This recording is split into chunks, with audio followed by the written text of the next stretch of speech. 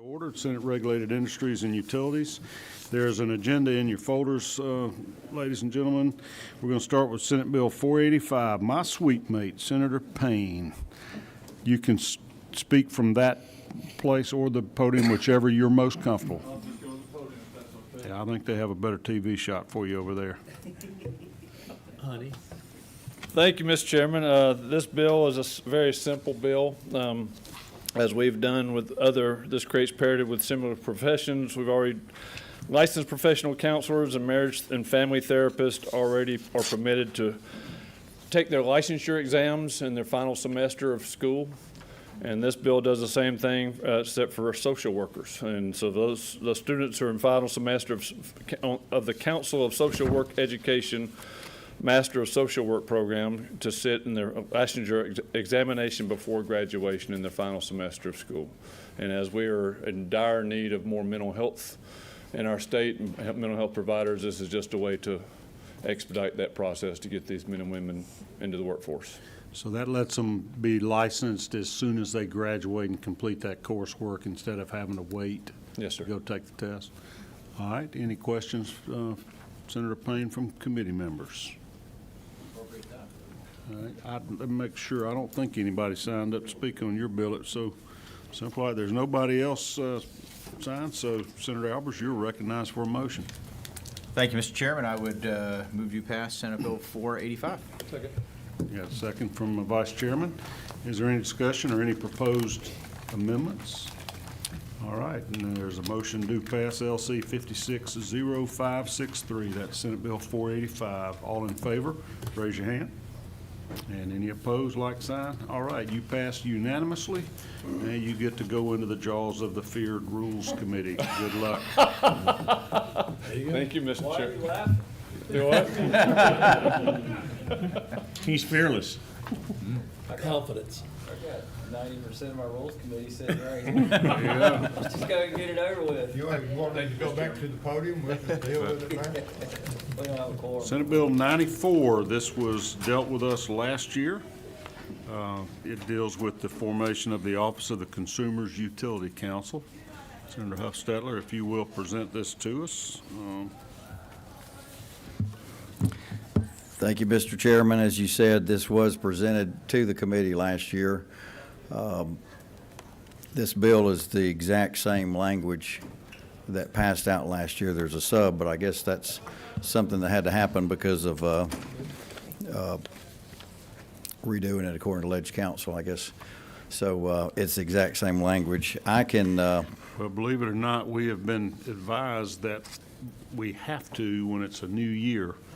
The only thing that changed is your LC number. That the other one was essentially dead when if you make the rules calendar and don't get reached, then we have to reload, and so that's the only change they made on the subject. Okay, so as the chairman said, there's a new LC number, but it's the same bill. This would set up a consumer utility council like 46 states currently have and like we used to have. That would give the ratepayers legal standing on discovery. And I can make this long or short, pleasure of the committee. It's up to you. You're the guy that wants to pass it. You And tell I us as can- much as you think we need to win our votes. Okay, and I can also close with information if needed as well. All right, I got two speakers signed up to talk, so we'll definitely let you close after that. Okay. This was disbanded during the recession,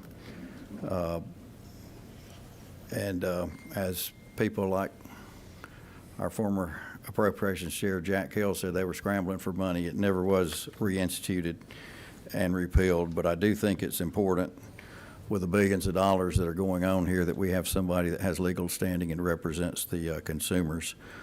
I did have all the public service commissioners at the time. Now, the current public service commissioners, none of them have ever served with a Consumer Utility Council. But the ones at the time when it was disbanded all stated that it was needed. In 2010 from AJC, and I can get you this information too, Commissioner Doug Everett said they were the main voice of the consumer and small business, and now they won't have anyone representing them directly anymore. Commissioner Stan Wise said at different times the council was very effective in the process, and Commissioner Robert Baker, who's here today, said there's a giant void there. There's no third-party representation for small consumers, and Commissioner Baker also cited an effort by AARP on behalf of its members in a recent case before the commission that it was denied discovery rights by the commission, preventing it from obtaining answers to questions it had about the project. So, we think the consumers need to have one voice on there that will represent them.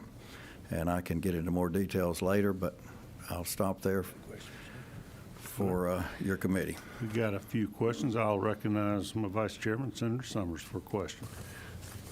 Thank you, Mr. Chairman. Chairman Hufstadter? Yeah. Would you please enlighten me, because I obviously wasn't here, but we keep talking about before. What happened, was it 2008 when we had this? Right. During the recession, it was disbanded. And then why was it disbanded? I think it was more of a money thing at the time. We were cutting a lot of stuff out. At the time, the state actually, we've got very healthy reserves now. The state got down to 1 day's revenue on hand. And we were scraping. I wasn't here. You weren't here. I've heard tales about it, but they were scraping for money everywhere. And I think a lot of things were cut at the time because of that. Mr. Chairman, one more time. And Follow up? just follow up to finish. Yeah, feel free to follow up. Mr. Chairman, would the cost be about what it costing to do this again in 2008 versus today? I mean, to do it? I think that we need one, and they need to be an attorney serving under the Attorney General that would represent him. I think a lot of the information is already there. Yeah. With the public interest staff they have, but I can get into why I don't think that's adequate if you want me to, but I think there should be minimal cost to do this. Yeah. Thank you. I mean, I just wonder why it was disbanded. Thank you. Yeah. Other questions? Senator, again, you're recognized for a question. Thank you, Mr. Chairman. Senator Hufstadter, on the role of PSC, would you kind of describe for me what you see the role of PSC? I know that, every citizen in Georgia gets to vote for them or not.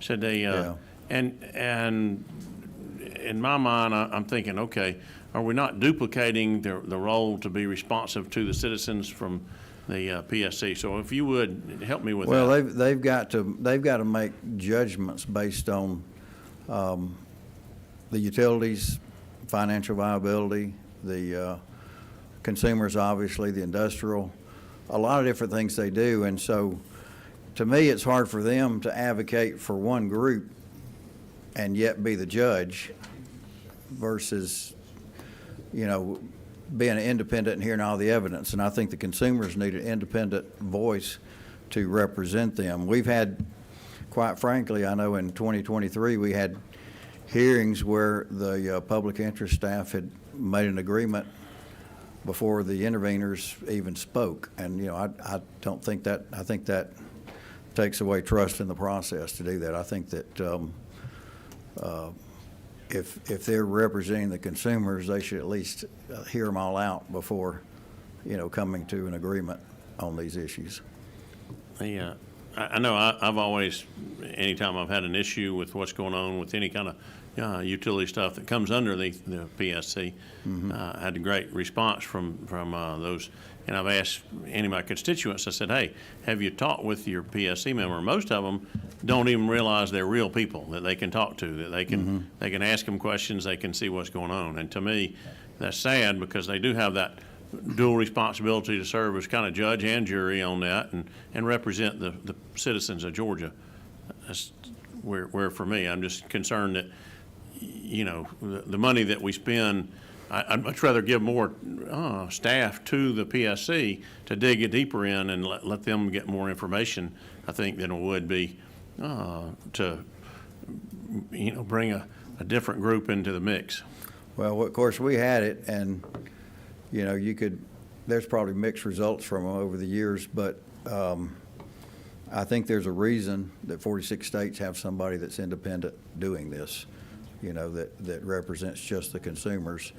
And doesn't, it doesn't report to someone who has to be the judge in the case. Thank you.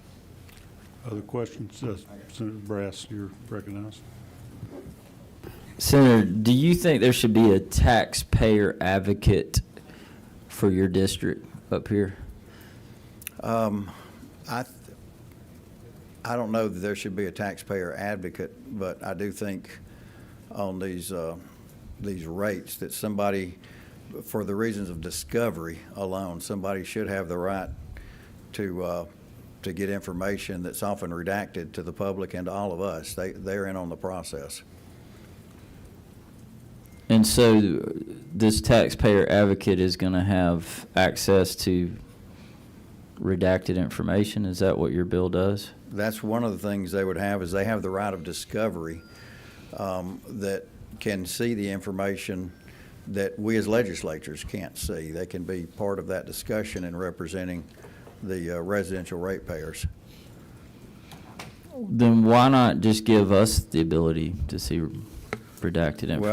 Well, I think there's more redacted in this state than any other state. I wish that was a more open process. Well, why not do that for us who are taxpayer advocates for our district, just like PSC elected officials are taxpayer advocates for their, for the That's state? probably a different bill, but I would support that.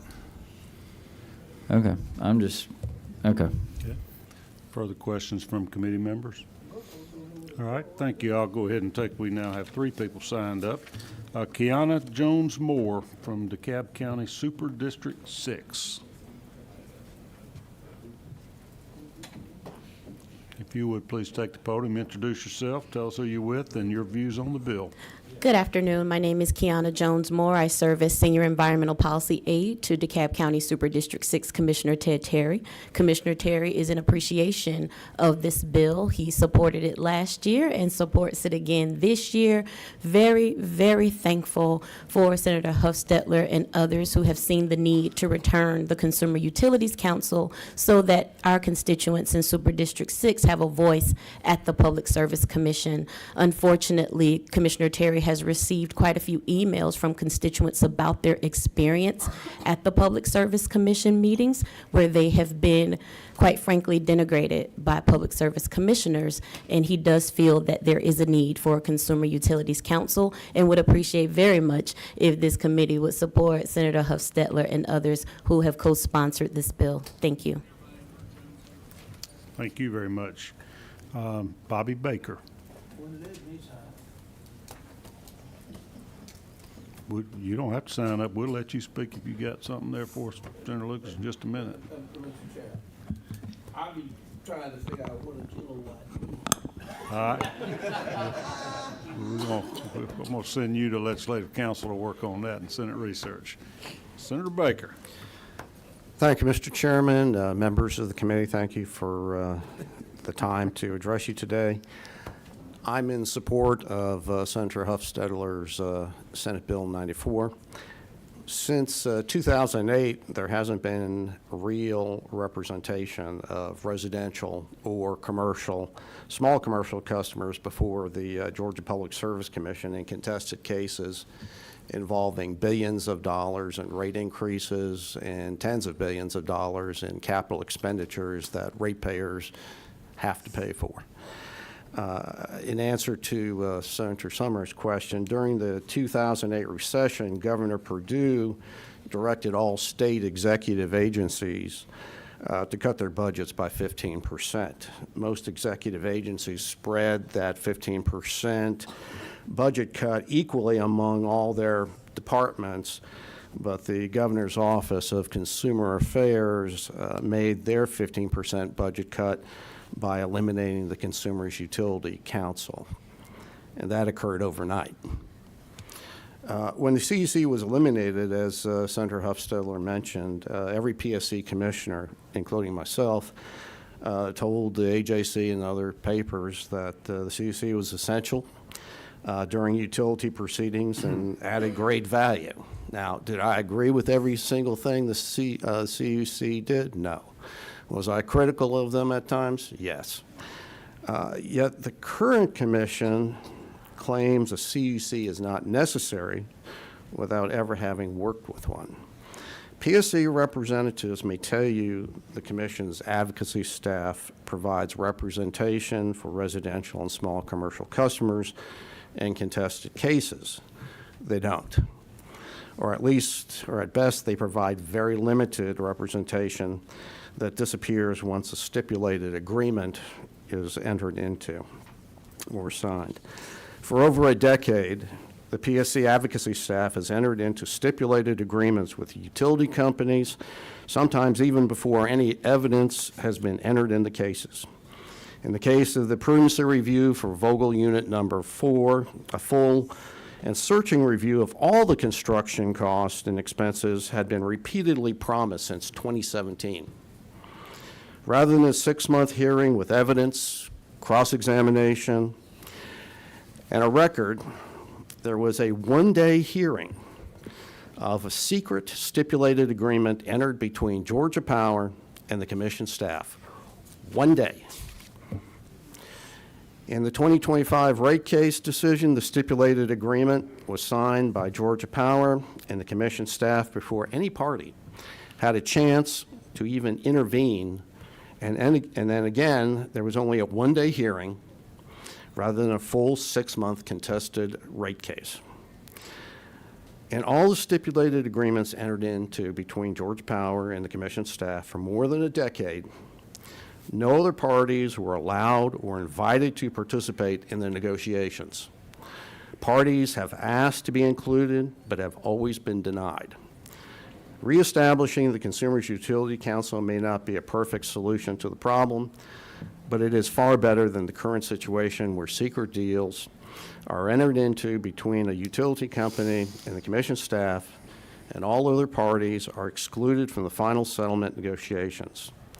If there were a Consumers Utility Council, they would be allowed to participate in any settlement negotiations, and as Senator Huffstadler points out, they would also have full discovery rights, which no party other than the PSC staff has. If you intervene in a PSC case, you have zero discovery.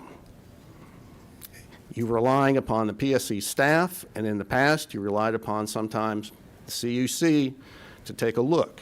So you don't have that independent third party taking a look at this very complicated, very important information that is voluminous. So the Consumers Utility Council, they wouldn't be, if we had a Consumers Utility Council, they'd be allowed to participate in these negotiations on settlements, and they would have full access to discovery. Georgia ratepayers are unrepresented today before the Public Service Commission, and something has to be done. The Consumers Utility Council must be reestablished and adequately funded to ensure Georgia utility customers have some dedicated and qualified representation in billion-dollar rate cases. I'll be glad to take any questions if there are any. I recognize Chairman Brass for a question. Thank you, Mr. Chairman. Thank you, Mr. Baker, for being here.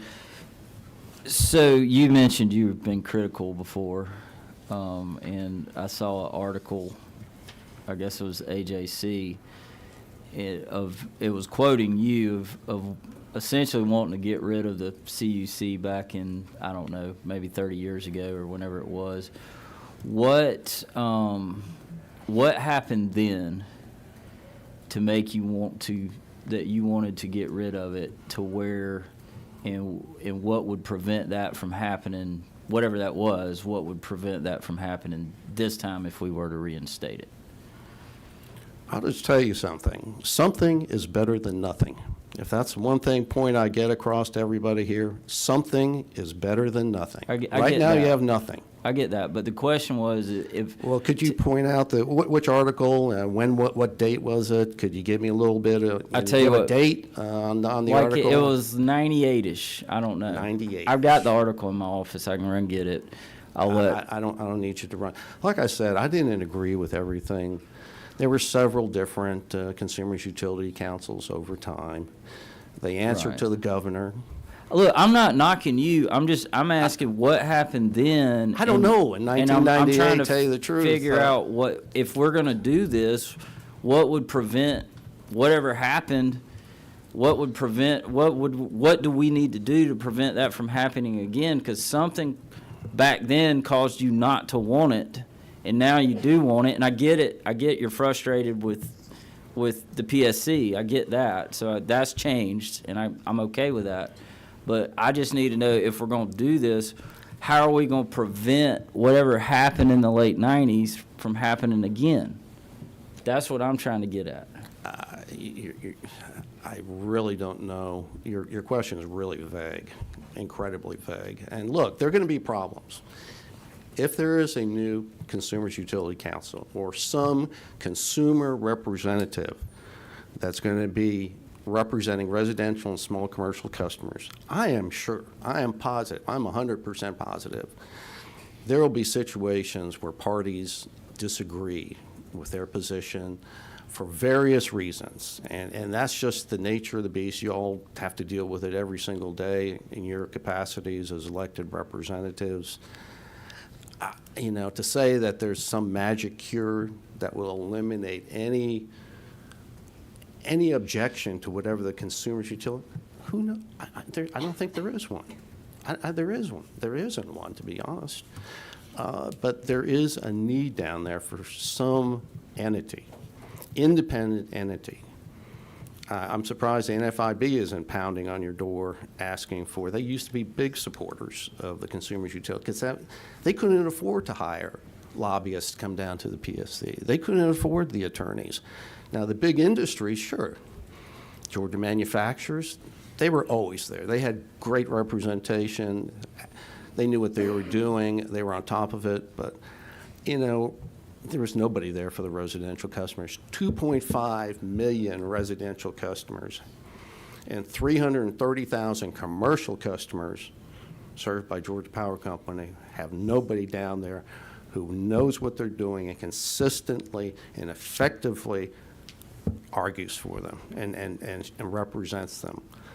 What happens now would be if an attorney in a trial abandoned their client in the middle of a trial or in the middle of a case, they'd be disbarred. They'd be subject to malpractice. But when you have a situation now where you don't have effective advocacy through the entire process, and we're looking at some major cases. You're aware of what's coming up here, and for Georgia as far as data center construction, you're talking about $34 billion. $34 billion in new capital expenses. I'll stop. Yeah, Mr. Sorry. Chairman, I have no further questions. Okay, thank you. Are you saying that the Public Service Commission is not elected by the citizens to be that advocate for the citizens in the control of their utility rates? They're not supposed to be an advocate. They're supposed to be a impartial judge weighing the evidence presented to them by the utility companies and by the consumers and trying to come up with a reasonable and fair response to the rate cases, to the integrated resource plans, to the other things, the mergers that they do. They are not supposed to be, they are not technically advocates for, they're elected by you. They are responsible to you as elected officials. You have their budget. And they meet, you know, I've met with constituents, heard their concerns, their problems. But the job of the commissioner is not to be an advocate for residential or So the commercial. consumer advocate would speak for the citizens or the rate payers and have the staff and resources to more fully make their case? Hopefully. Okay. Senator Walker, you're recognized for a question. So, did I understand that you served on the Public Service Commission at some point, or did you work? I served 18 years on the Public Service Commission. And I don't mean any offense, but when you served on the Public Service Commission, did you not look out for the consumer? Yes, as I said, we try to balance the interests of the consumers and the utility companies to try to ensure that ratepayers were not overcharged, but utility companies were making enough so they could continue to invest in infrastructure to serve So consumers. you did that as a PSC commissioner, and you ran statewide, I assume. 3 times. And so that's still the way we do it now, is they're elected statewide by the citizens of Georgia. We just had a hotly contested races last year with some new public service commissioners elected. Why do you, I guess my question is, why do you think you were able to balance the concerns and the interest of the consumer versus industry versus future investment and future power needs, but what's changed? I mean, why are the people that are on there now not able to do that? And Well, first, I'm not going to say that I was a perfect commissioner. I made mistakes, all right? I mean, you can find fault with some of the decisions I made. Some others, you probably agree strongly with. What we need now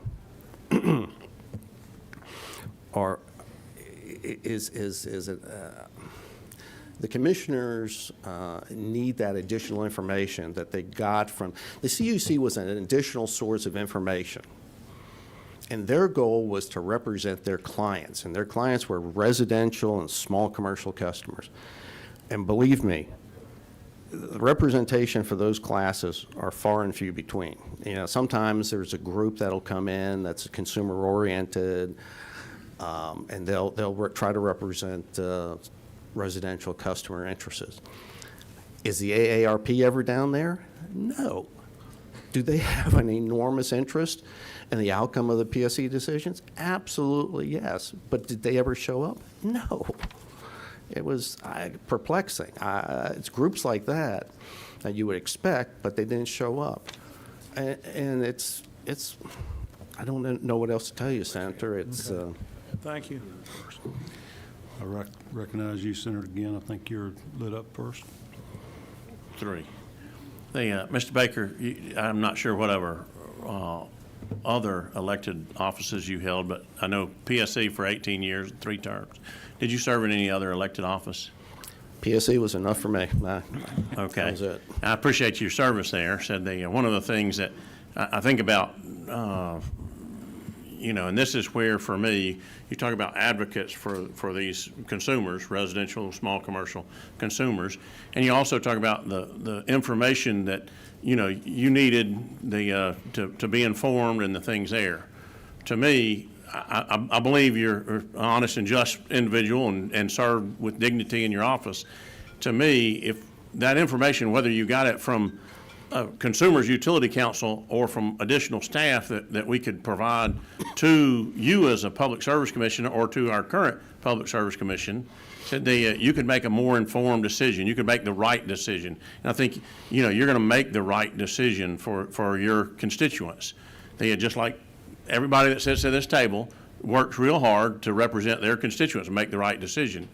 My question is why should we go fund another agency, another organization within the state government, when if you need more information to make a decision as a Public Service Commission, great. We want to get you that information. I know that if you don't make the right decisions, we've seen the public didn't think that the last couple races that were out there, that they were getting the right decision. So they can choose a different Public Service Commission member. To me, I'm asking the question is, what's the difference whether you get your information, and you need more resources as to serve on the PSC or to go out and buy an adversary group that we're going to fund the other side of that thing. And I'm trying to, because I know you're, when you were on the PSC, you were going to serve your constituents. And that's just like what all of us do here, is we're here to help our constituency. So what's the difference? The difference, there's been a big change in just how the PSC operates since I left, and the reliance upon stipulated agreements Normally, those stipulated agreements would always come towards the end of a case, after the evidence has been presented, after you've had cross-examination of witnesses, after you've had public testimony, after you've had written briefs filed. Nowadays, stipulations come before any evidence. I mean, in the last rate case, there was a stipulated agreement just popped on a surprise to the various parties they didn't even know about. And now you can say, hey, it was a good, it was a good decision, it was a good stipulation, but it's the process, that the fact that everyone was cut out of the process except for the staff and Georgia Power Company, that's not right. That is just not right. It shouldn't happen. We need to stop it. We were promised a full and thorough review of the Vogtle expenditures. One day for the largest public project in American history that Georgians will be paying for between 40 and 60 years. And they didn't even have the right to have one day, more than 1 day's worth of a hearing. That's outrageous. That's not Georgia. That shouldn't happen ever again. I'm sorry that none of the other commissioners or none of our current commissioners are here today. I know we do have some staff here, but I haven't seen any of our current commissioners here. So I don't know that they can address, the situation that you're describing. I mean, they participated in it. They know it. I mean, that's my opinion. I mean, I'm sure that they felt that they made good decisions based on the evidence they had. I just think that based on the money and the commitments that Georgia ratepayers are being asked to make, not just for 1 year, we're talking about 45 years, 60 years, and now we're talking about an additional $34 billion that's going to be spent in the next 5 years. That's incredible. That's phenomenal. We do that every year down here. You do. It's about our state budget. I agree. I know you do that. The legislature does that, but that is highly unusual for a capital construction program like that. Would you recommend that we consider legislation requiring the Public Service Commission to give more thorough hearings and opportunity for rebuttal or consideration before these secret stipulations are agreed to? I don't know if the legislation is appropriate, but it would seem appropriate to, just based on common sense, that before you enter into a stipulated agreement, at least have the evidence in a record, at least have parties give testimony, at least have cross-examination of witnesses and presentation of evidence. And then if you want to enter into, if the parties want to enter into a stipulation, all the parties, not just two parties. And that's what's been happening in the past. Two parties make all the decision, and everybody has to live with it. And that's all I'm saying, is that stipulated agreements have their place, but let's have a record, let's have evidence, and then once you have the evidence and record, then you can make, I think, a more educated, fair decision and come up with if there's a stipulated agreement, it's appropriate, then you have a basis for it. How would having a consumer advocate help if they could continue the current practice of coming up with stipulated agreements before a hearing? The one thing that the consumer's utility advocate would do would be to first say they would have to participate, as they did in the past under law in those negotiations. And they could just say, no, we're not going to do something before we have a record, before we have a case, before we have witnesses and testimony. We're going to do that first, and then we'll talk about a settlement. And that is, I mean, how many times do you have a trial where the judge announces the ruling before the evidence is even presented? Senator Summers, you're recognized for a question. I'm a little confused, okay? don't take this the wrong way when I say this to you, but some of this sounds a little bit like sour grapes here. I mean, to me, it sounds like you're good with dissolving the PSC right now. So it sounds like to me, let the consumer advocate run it. No.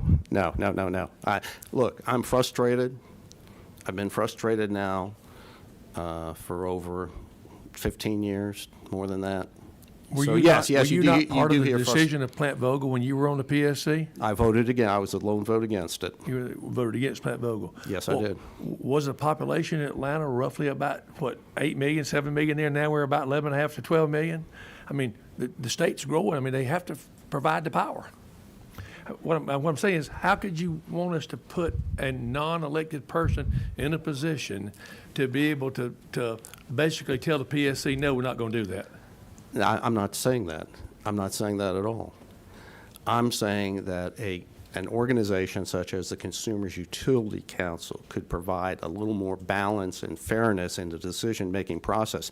They can't tell the commission what to do, but they can present evidence and arguments that may not be presented from the perspective of a residential ratepayer or a small commercial ratepayer. And that's it. The commissioners make the final decision. That's their job. That's what they're elected to do. No Consumers Utility Council can take that away from them or should take that away from them. It's just that we need to get back to the way things, get back to having cases where you actually had cases and evidence. And get back to the old ways of making a decision. That's all I'm saying. Other questions by committee members? All right. Thank you very much, Mr. Baker. Thank you, Mr. Appreciate Chairman. being with us. Did I miss anybody? Senator Lucas? I'm sorry. Bobby, can you come back? Well, I missed a good friend from Macon. Let me ask you something. The utility council. Most folks in here don't even know what a kilowatt is, how you even pay for one, and make it up. Only thing they know, they pay the light bill to make sure the lights stay on. When we look at, I call it a public corporation, but it's private, Georgia Power. It's the only utility in this state that gets a chance to make a profit. I think what we're looking at, Mr. Chairman, is that what the Utility Council will do will understand what a kilowatt is, how it's made, how you get to a megawatt. That's understanding how you create the power that you need in order to serve the community. Now, the bill is a great bill, because he didn't let me sign it, but it's still a great bill, because the people get a chance to have somebody to represent them, to explain to them the process of making power in order to serve this entire community. I mean, we're a growing state, and sure, we've got to have power to do, but it ought to be at a reasonable rate and not a deal cut in the midnight hour and nobody know anything about it. That's my comment. All right. Thank you for your comments. Appreciate it, Mr. Baker. Thank you, Senators. All right. I have one more speaker, Mr. Doug Teeper. Mr. Chairman, I'm gonna, to respect that of the committee, I'm gonna pass on my time. I just want to let y'all know, Georgia Conservation Voters fully support Consumer Utility Council. How come? You speak right there at that microphone since you're there. Mr. Chairman, distinguished members of the committee, I think I've known a lot of y'all for a long time. I served in the Georgia House for 16 years with some of your fathers. I started intervening in Georgia Public Service Commission cases in the early 1980s when we had a Consumer Utility Council. I am not an attorney. I was out of the University of Georgia, and I had to basically argue against Troutman Sanders, Lockman and Ashmore. I was totally not qualified to do that. We had a Consumer Utility Council. Everybody here, I believe, believes in free enterprise and competition. Well, we have a problem when it comes to utilities. We don't want to run more than one set of lines down every street in Georgia. So we have the Public Service Commission to make up for the lack of competition. It was never fair. The Georgia Manufacturers Association had the biggest law firms in Atlanta down there. I think most of the public and many members of the legislature don't realize that depending what class of customer you are, you pay a different amount of money per kilowatt hour. If you've got King and Spalding representing you, you end up paying a few pennies per kilowatt hour. If you have nobody representing you, you're paying, I don't know what it is now, but it was 7.5 cents per kilowatt hour. The public, your constituents who vote in these elections, desperately needed a lawyer, a trained lawyer, to represent them at the Public Service Commission. And that's all this is. This is not brain science. The public, the people who vote for you and for the public service commissioners, they desperately need somebody to represent them. And that's all this is about. And 47 states or something like that have a Consumer Utility Council. And the only reason we don't have one is because it was I guess a budget cut in 2008, and we did away with it. But for years, we had one. I knew, I think, 3 or 4 of them.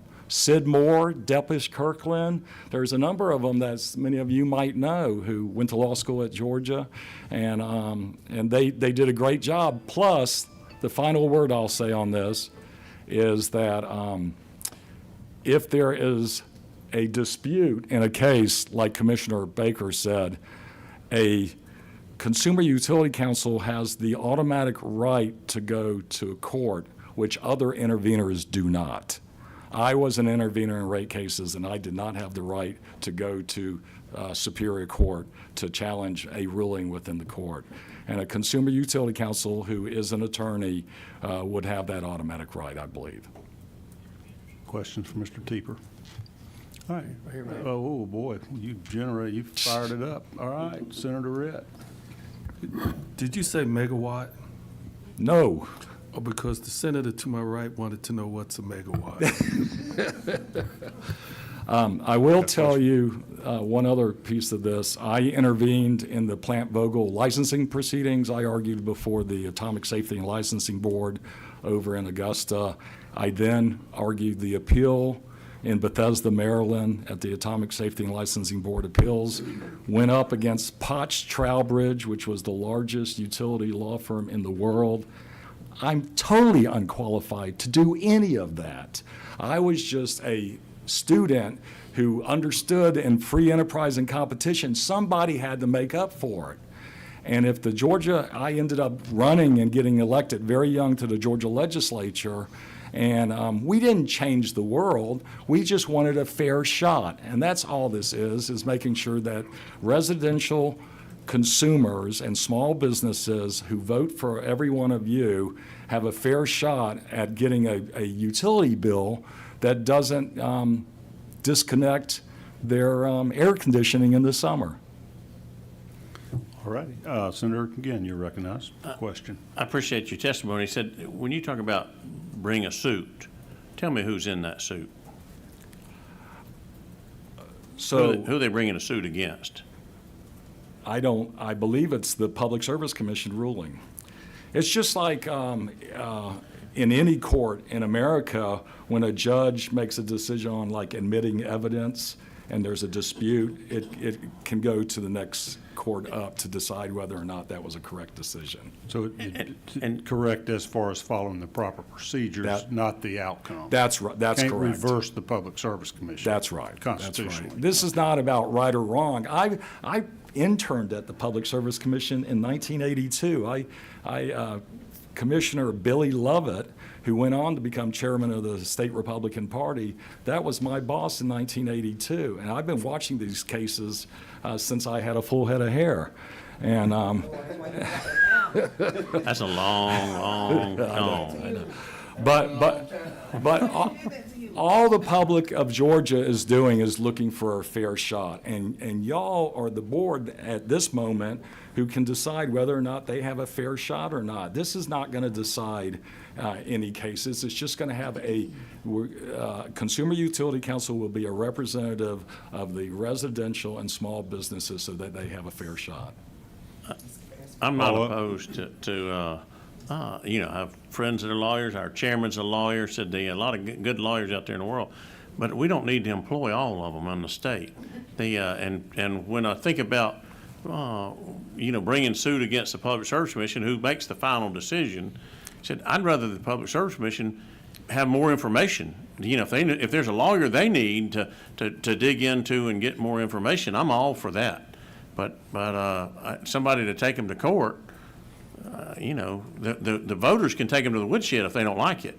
Said they, and that's where, to me, I'm hoping that we can stop some of that and move forward with good Public Service Commission, and they're actually voted on by the citizens. So I know their goal is to make sure that they're looking after the citizens. You voted for this bill last year, right? The Talking to yourself, have you flip-flopped or changed your mind? Actually, I don't see any other questions. Thank you, Mr. Chairman. Thank you. I'm sorry I corralled you into testifying, but you looked kind of worked up, and I'm glad we got to hear what you had to say. and Mr. Chairman? Yes. Huh? We'll check the minutes. Senator Hufstedler, would you like to close?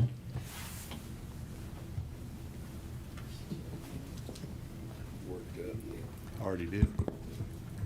I brought a bunch of information that I don't think is needed about what's happened to the residential bills since 2010, going up 88%, and the others staying pretty much unchanged.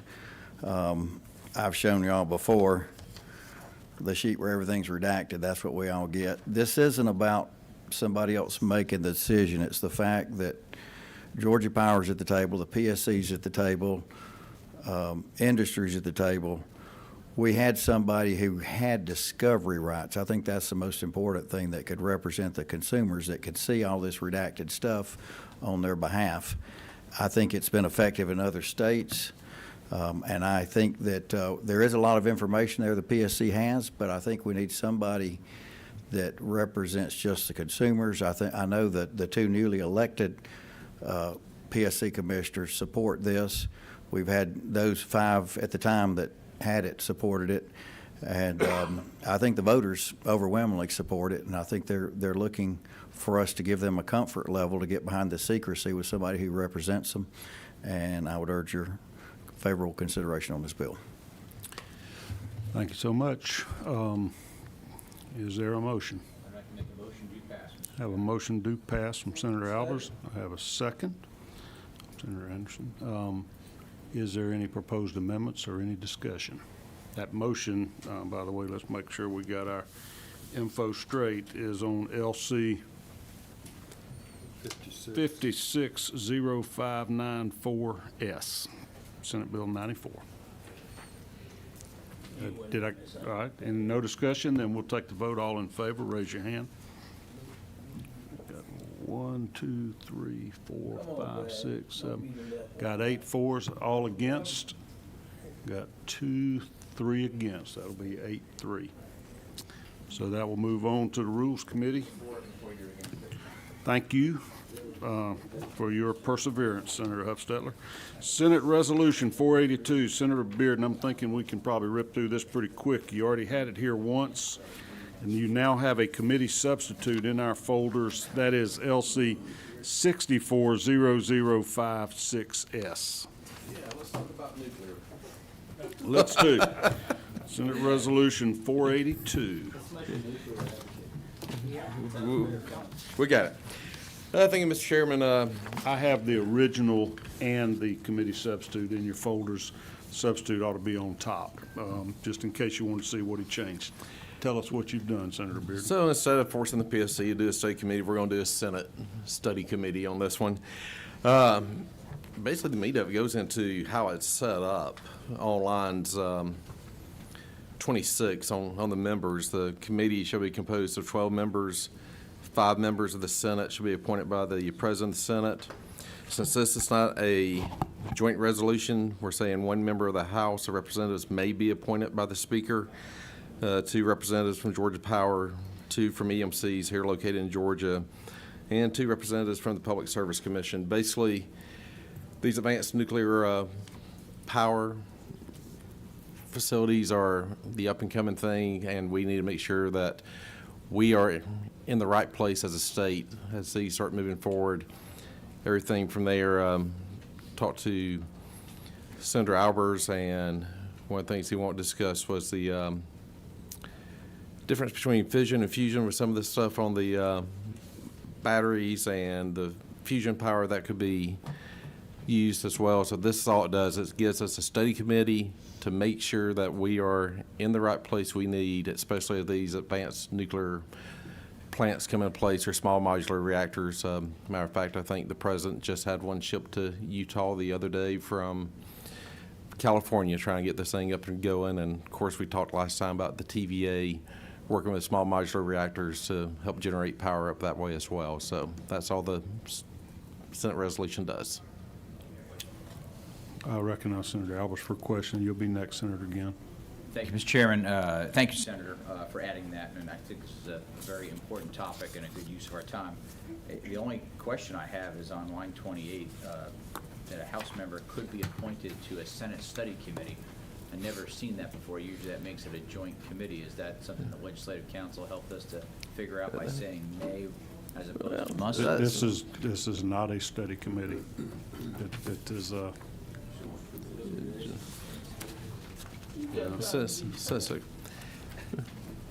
Well, the chairman brought up maybe a House member should be there, so since it was not a joint resolution. I mean, I'm we fine with just it. I said just- we just said may. Okay. If the House would join us, we would love to have them there, but we're not going to force them to be there. There we go. I can do both roles on that one.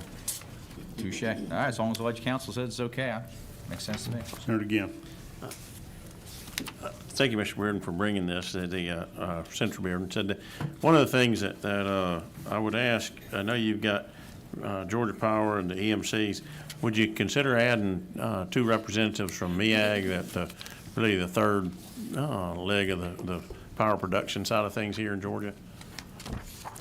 Well, as I said before, I'm a big fan of the committee, and always at the pleasure of the committee. If that's something they'd like to add, I'd be more happy to do it. I just, to me, they serve a lot of, matter of fact, 49 cities in the state, and they want to make sure everybody's included. I would accept that as a friendly amendment if the committee so chose to do that. Other questions? So is that 14 members or? 49 cities that MEAG serves. No, you're asking for 2 more members? Yes, So it'll be ma'am. 14 instead of 12? Okay, thank you. Senator Albers, I apologize, I misspoke. The original version was urging the Georgia Public Service Commission to create a study committee. You're right, this has now been, that's part of the amendment. My apologies.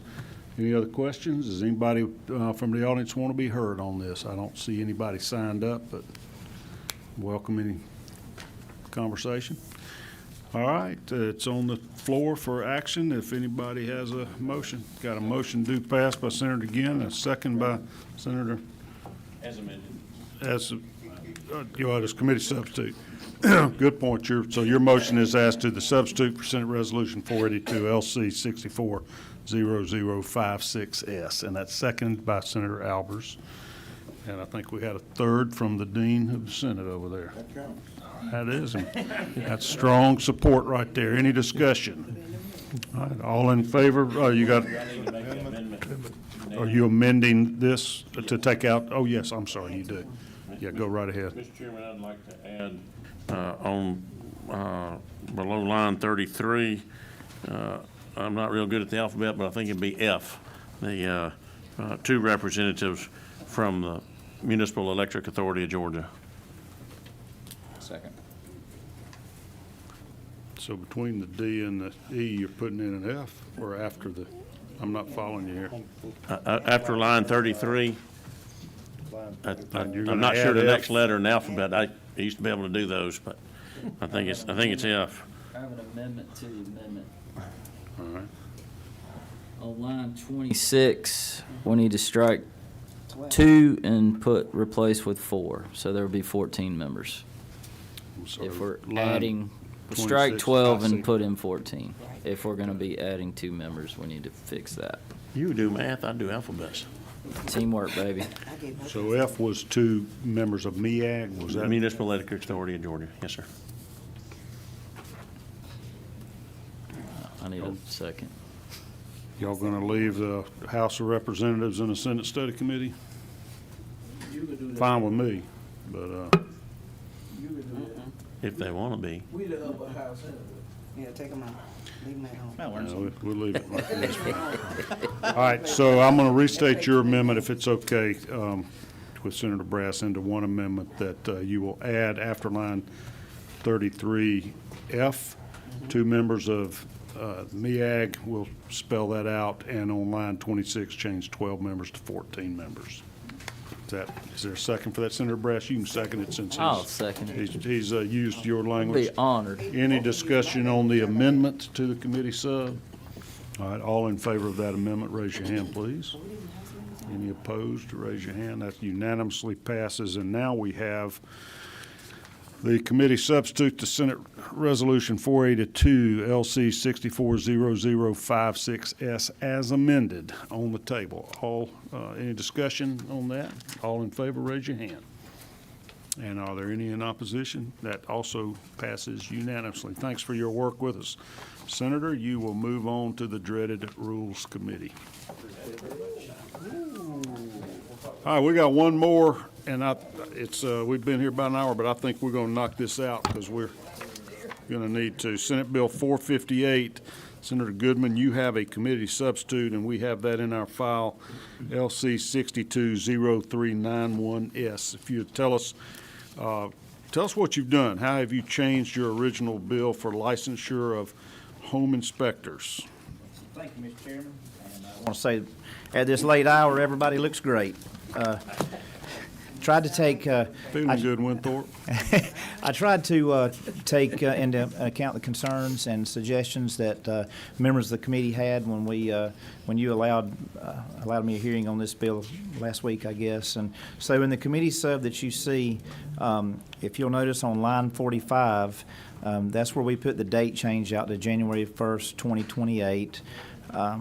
If you look at line 60, Chairman Albers, you remember you and I talked about that as far as some of the older generation that may not have finished high school. We add in there, in that language, 10 years of experience if they don't have a high school degree.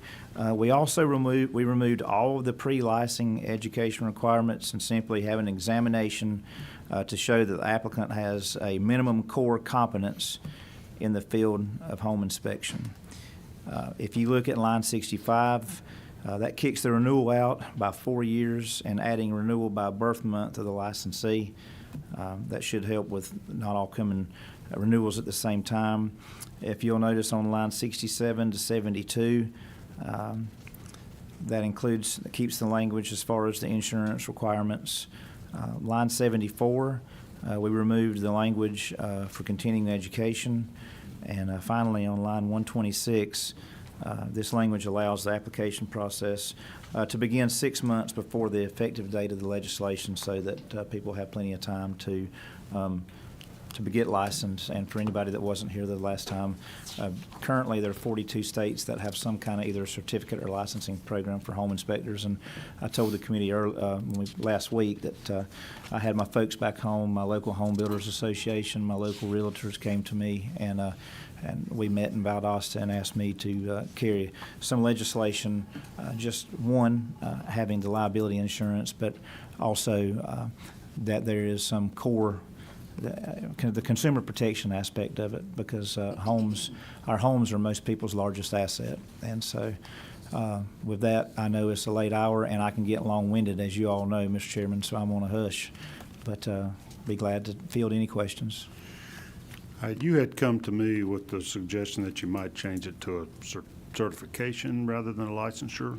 Yes, sir. What's and your thoughts on that at this time? Well, over the weekend and today, I've been working with our Pro Tem's Chief General Counsel, and we're trying to figure out if we could do a certification versus a license, but it still has to be administered through some, my understanding is it still has to be administered through some board, right? And so what we're doing now is the board is going to be able to decide which test it is. They can formulate their own tests, or they can use some nationally recognized tests. And what the applicant has to do is successfully pass that test, but by passing that test, it at least shows that there is some minimal level of competency for the folks that are doing this work, because right now, as I said last week, my 21-year-old son, he could go print business cards right now and call himself a home inspector. So you got a high school degree? He does, yes, sir. And on his way to get a college degree. Yeah, JR, yeah. He'll be here March the 18th.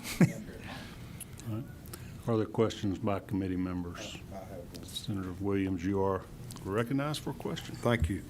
What board is going to oversee this? It's going to be the contractors board under the residential division of the Okay. contractors board. All right, so we won't be creating a new board. No, sir. No, Okay. and I think you were here last time, but All right. initially my folks back home wanted me to create a new board, and after talking with other members and talking with the governor's office, they did not want to create a new board, and so we felt the simplest thing was to put it under an existing board, and so we felt like the contractors board would be the easiest way to do that. And a lot of these home inspectors are, some of them are retired contractors anyway, that are doing this work. Senator Albers, you're recognized for a question. Thank you, Mr. Chairman. Thank you, Senator, for making these changes to the bill. The question of a certification over a licensure, I'm just trying to struggle mentally through that. What the difference would be if I went to somebody and said, I'm a licensed home inspector or I'm a certified home inspector. What would the difference really be? Do we know? $50. I'll take the cheaper. I think we've got some institutional knowledge in here. Senator Lucas? Mr. Chairman, I think that when you put it on the contractors, you make him aware of how you build a house, number one. It's on 16-inch sensors, those kind of things. Wiring, those kind of things. So if you put it under the contractors, then he would have some knowledge of what a home and how you put a home together on the various things to be an inspector, to know whether or not you got the right roof or whether you did the roof right or those kind of things. So I think by putting it under the contract thing, that's where most folks learn how to do a house in the very beginning, by being a carpenter and working under somebody else and then become a master carpenter, those kind of things. All righty. Any further questions? I don't have anybody signed up. What's the pleasure of the committee? I'll make a motion to pass. Have a motion to Second. pass to substitute SB 458 LC 620391S, seconded by Senator Lucas. Any further discussion or proposed amendments? All right, all in favor, raise your hand. And any opposed? We got one in opposition. All right, you got that, Paige? Slow coming down. All right. Watch for, Don't go to Walker Insurance Agency. well, he chaired the committee trying to reduce licenses, so that's not unexpected. He is consistent in his position. I am not positive whether we will meet Thursday or not. We're going to let y'all know tomorrow, and I should know by noon, and what the agenda will be if we do meet. I'm inclined not to, with President Trump going to be in town or nearby. It's going to be a zoo that time in the afternoon, so it may be easier to wait until Tuesday, but we will give you adequate notice tomorrow and let you know what's on the agenda if we do meet Thursday. Yes, Senator Brass. I was just going to give you an update. I don't think we're going to have any bills on the floor Thursday, just FYI. All right. Thank you very much. With that, we are adjourned. See you.